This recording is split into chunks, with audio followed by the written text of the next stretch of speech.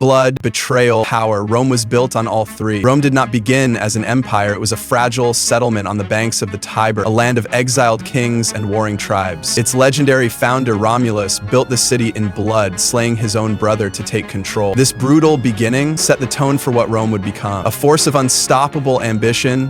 As the fledgling republic took shape in 509 BCE, its leaders swore that no man would ever be king again. But power is seductive, and as Rome expanded, so did the ambitions of those who ruled it. The early republic was defined by struggle against its neighbors, against itself. The Latin tribes, the Etruscans, and the Samnites all fell before Rome's relentless expansion.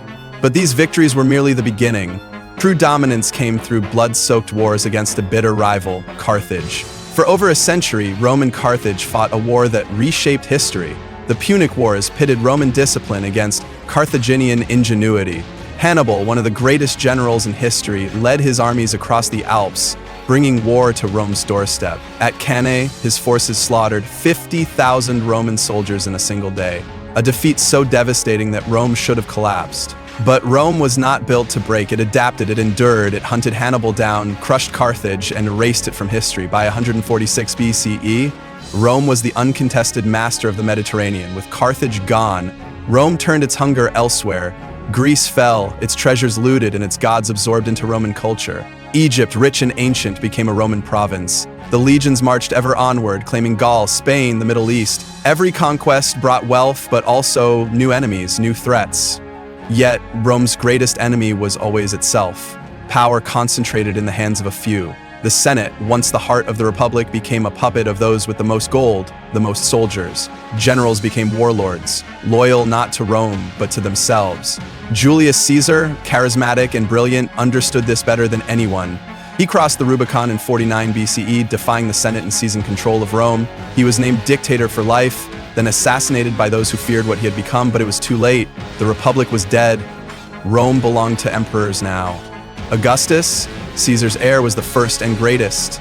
He forged the Roman Empire from the ashes of the Republic, ruling with an iron grip cloaked in diplomacy. Under his reign, Rome reached new heights. The legions secured vast borders from the stormy cliffs of Britannia to the sun-scorched deserts of Arabia.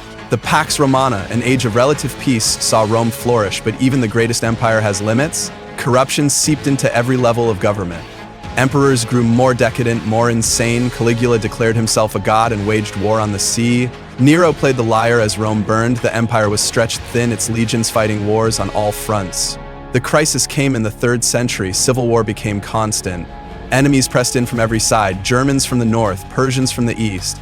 The empire split in two, east and west, in a desperate bid for survival. The Western Roman Empire, battered and broken, could no longer hold its ground. In 410 AD, the unthinkable happened. The Visigoths sacked Rome. The Eternal City, the heart of an empire, was ravaged. By 476 AD, the last emperor of Rome, a boy named Romulus Augustulus, was overthrown. The empire was no more, but was Rome's fall truly the end? Its laws, its culture, its language lived on. The Eastern Roman Empire, known as Byzantium, survived for 1,000 more years. The echoes of Rome are everywhere, in our architecture, our governments, even our calendar. Rome may have fallen, but its legacy is immortal. This is the story of a civilization that refused to die. The question is, was its fall inevitable? Or was it the price of ambition, of reaching too far, too fast? Let me know in the comments below.